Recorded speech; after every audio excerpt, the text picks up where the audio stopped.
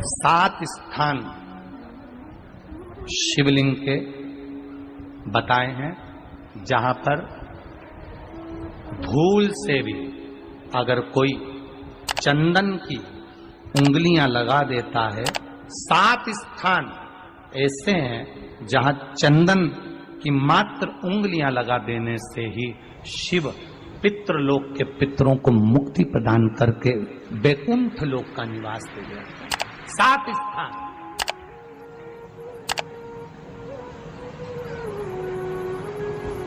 और वो 7 स्थान जो चंदन के बताए गए हैं, पहला भगवान देवाधिदेव महादेव के शिवलिंग पर चंदन का लेपन। समझ लेना जरा बहुत अच्छे से। आपको लगता है स्वप्न में कोई मुर्दे दिख रहे हैं या कोई जल रहा है या कोई मर रहा है या कोई चला गया है, ऐसा भय लगता है। बच्चों को मानी भेजूंगी ऐसा हो जाएगा, पति को मानी भेजूंगी ऐसा हो जाएगा, कोई हमारे कोई गलत तो नहीं कर रहा है, आपको लगता है। 7 स्थान चंदन के बताएं महाराज। पहला शिवलिंग, दूसरा जहां गणेश जी का स्थान है, मालूम है ना सबको? जम के बोलो जरा, मालूम है ना सबको? जहां गणेश जी का स्थान है वहां अलग से गणेश जी बैठे, वहां नहीं। शिवलिंग में जलाधारी के ठीक सामने राइट में गणेश, लेफ्ट में कार्तिकेय, बीच में अशोक सुंदरी। तो पहला चंदन बाबा के शिवलिंग पर, दूसरा गणेश जी पर चंदन की उंगली, तीसरा षडानंद कार्तिकेय पर चंदन की उंगली, चौथा अशोक सुंदरी पर चंदन की उंगली, पांचवा जलाधारी पर चंदन की उंगली, छठा जो शिवलिंग का जल बह रहा है इसके ठीक विपरीत की ओर चंदन की उंगली, और 7वां चंदन नंदी के मस्तक के ऊपर जो 2 सींग लगे रहते हैं उस पर चंदन की उंगली। ये कब लगाई जाती है? या तो अमावस्या के दिन। आपको लगता है कि हमारे पूर्वजों का उद्धार नहीं हुआ, हमारे पूर्वजों का कल्याण नहीं हुआ, कहीं अधोगति में कोई चला गया है, उसका बस एक बार, रोज नहीं जरूरत है, प्रतिदिन जरूरत ही नहीं, महीने में एक बार अगर अमावस्या के दिन भी आपने चंदन के थोड़ा सा चंदन अगर मेरे देवाधिदेव महादेव को 7 स्थान पर समर्पित किया है। अशोक यहाँ पर वर्णन कर रही है, मैना, धन्य और कला की कथा कह रही है।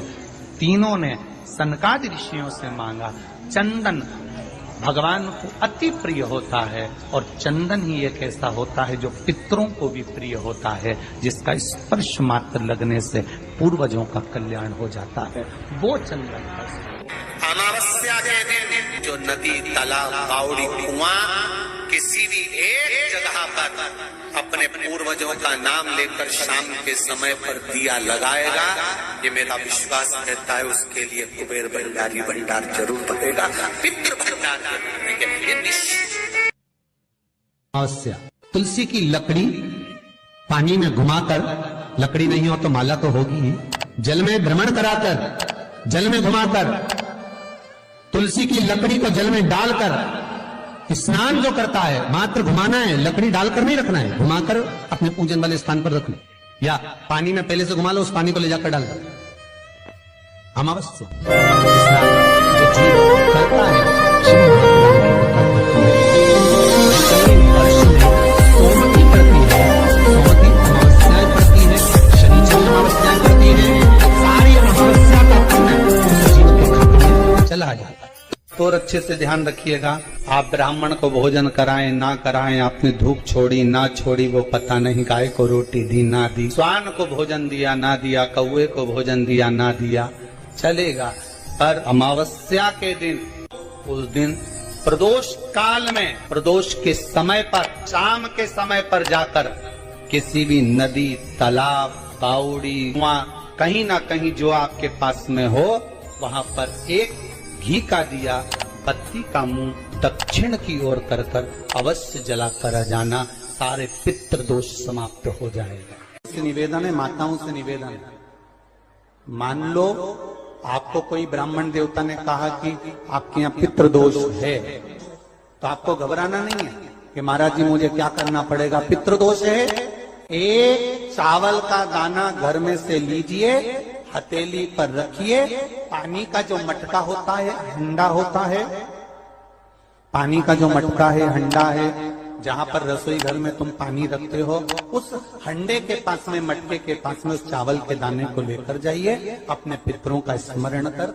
स्वधा स्वधा स्वधा स्वधा स्वधा 5 बार बोलकर शंकर भगवान की शिवलिंग पर, तुम्हारे घर में शिवलिंग हो तो घर में, और अगर मंदिर में शिवलिंग हो तो मंदिर में, उस चावल के दाने को चढ़ा दीजिए।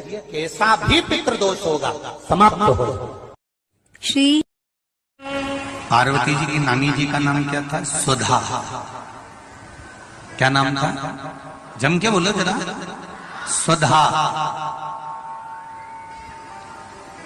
और ये कोई साधारण सी नानी नहीं है पार्वती जी की, और ना ये नाम कोई साधारण सा।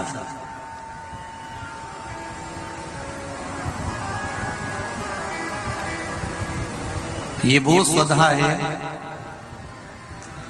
जो पितरों की धर्म पत्नी है, और पितरों की धर्म पत्नी है। अगर घर में, और तुम्हें लग रहा है कि मैं 1 रुपए कमा रहा हूं, 100 रुपए खर्चा हो रहा है, या फिर घर में क्लेश बना हुआ है, या घर में बीमारियां बढ़ी हुई है, तो एक काम करना प्रारंभ कर दो। शिव जी के मंदिर में एकादशी के दिन जब आप जल शंकर को चढ़ाने तो रोज ही जाते हैं, जब एकादशी का दिन रहे और शंकर जी के मंदिर में आप जल समर्पित करें, तो 3 बार मुख से स्वधा स्वधा स्वधा या स्वधा स्तोत्र का पाठ, जिसमें 12 श्लोक ब्रह्म वैवर्त पुराण के अंतर्गत प्रकृति खंड में ब्रह्मा जी द्वारा स्वधा स्तोत्र के पाठ का महत्व बताया।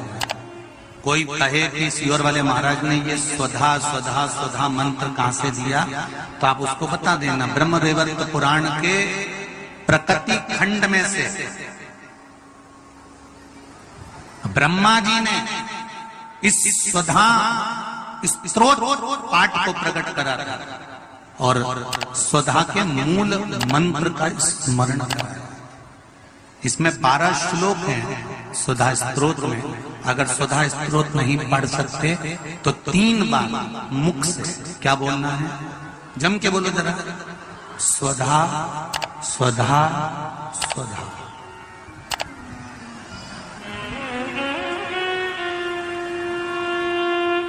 पीछे धा है, हा नहीं तो तुम स्वाहा स्वाहा स्वाहा कर।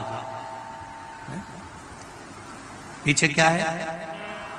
धा, धनुष वाला।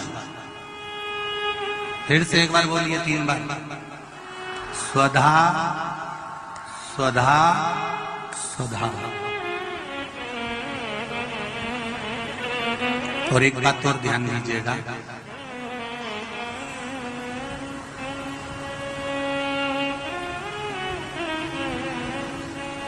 यदि कोई बुद्धि से विकलांग हो, विवेक काम नहीं कर रहा,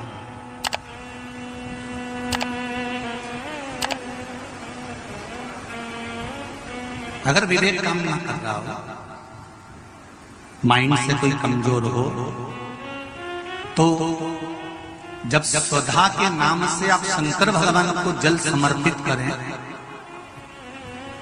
स्वधा स्वधा कहकर उस जल को समर्पित करें, तो पितरों का स्मरण कर कर वही स्वधा को समर्पित किया गया जल, जिसको विवेक की तकलीफ होती है, बुद्धि की तकलीफ होती है, अपने पितरों का, अपने पूर्वजों का स्मरण कर कर उस जल को उस विवेकहीन व्यक्ति के दोनों भुकुटियों के पास में लगा देना चाहिए। थोड़ा सा एकादशी के दिन अगर जल चढ़ाने जाओ तो 3 बार मुख से बोलिएगा। फिर से बोलो एक बार। स्वधा स्वधा स्वधा।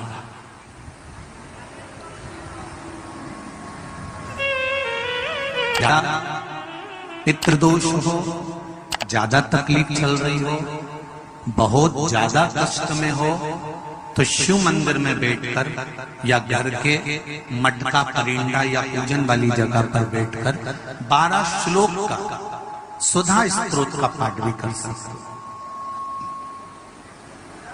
ये पार्वती जी की नानी जी सुधा,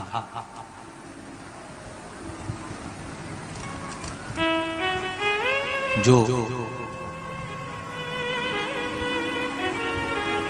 भगवान शिव का अभिषेक करना, पूजन करना, अर्चना करना, मंत्र जाप करना, स्मरण करना, नित्य प्रति शिव पूजन में डूबी रहना, इनका एक ही काम था।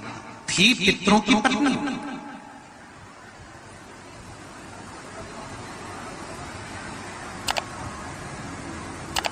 हैं पितरों की, पर भक्ति में इनका बल बड़ा बड़ा बड़ा बड़ा। जब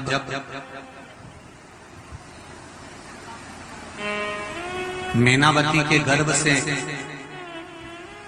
गंगा मैया का जब प्रागट्य हुआ था और प्रागट्य होने के बाद में संतान आगे नहीं हुई, तब माता मैनावती ने सुधा माता से पूछा था कि माँ मेरे गर्भ से और संतान नहीं हो रही। तब सुधा ने उनको शिव आराधना का भाव बताया था। तब मैनावती के गर्भ से पुत्र हुआ था जिसका नाम मैनाक पर्वत हुआ था। मैनाक पर्वत के होने के बाद फिर मैनावती के गर्भ से एक बेटी का जन्म हुआ था जिसका नाम माता पार्वती थी।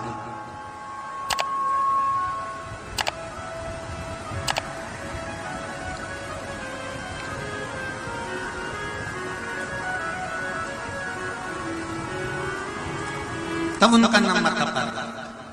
और माता पार्वती की तब साधना का बल इतना प्रबल था, इतना बल प्रबल था। माता पार्वती जी ने अपनी नानी से जो सीखा था, सुधा माता से जो सीखा था, शिव आराधना का जो भाव माता पार्वती सीख कर बैठी थी, वो माता पार्वती जी ने शंकर की इतनी आराधना करी, इतनी आराधना करी कि देवाधिदेव महादेव के साथ में माता पार्वती जी का मंगल विवाह हुआ। ये सुधा से सीखा था। हमारे घर के बच्चों को कोई दूसरा सिखाने वाला नहीं मिलेगा।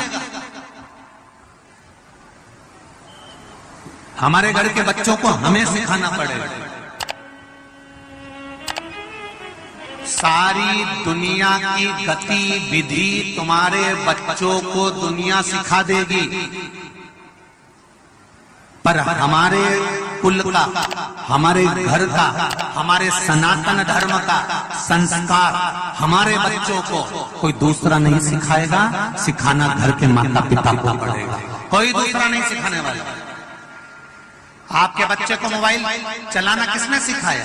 तुमने सिखाया क्या? अरे जम के तो बोलो री जी। आप अपने बच्चों को कभी मोबाइल चलाना नहीं सिखाओगे, फिर भी बच्चा मोबाइल चलाना सीख जाएगा। जितना तो तुमको नहीं आता उससे जोरदार उनको उसको किसी ने सिखाया? जम के बोलो जरा।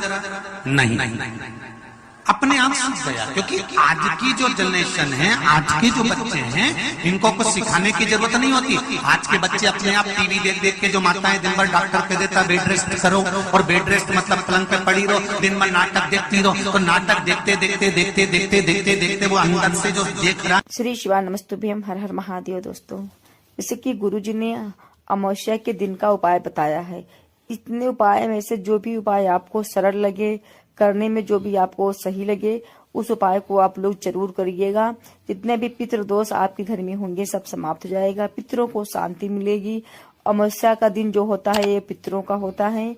जैसे जैसे गुरुजी ने चावल का उपाय बताया, 7 चंदन का उपाय बताया, और जैसे गुरुजी ने और जो सारे उपाय बताए, इन सब उपायों को आप ध्यान से सुनिएगा, और जो समझ में आए, आपको सरल लगे, उस उपाय को आप अपने पितरों के लिए जरूर करें, जिससे कि आपके घर में शांति बनी रहे, सुख संपद धन संपदा बनी रहे। श्री शिवाय नमस्तुभ्यम। दोस्तों, मिलते हैं नेक्स्ट वीडियो में नए उपाय के साथ। तब तक के लिए हर हर महादेव। अगर आपको श्री महापुराण से जुड़ी जानकारी आपको चाहिए, या आपको जो भी उपाय करना है, आप हमारे चैनल को सब्सक्राइब करें, जिससे कि जो भी हम वीडियो या उपाय डालें आप तक जल्दी से पहुंच सके और उपाय को आप कर सकें। अब वीडियो को ज़्यादा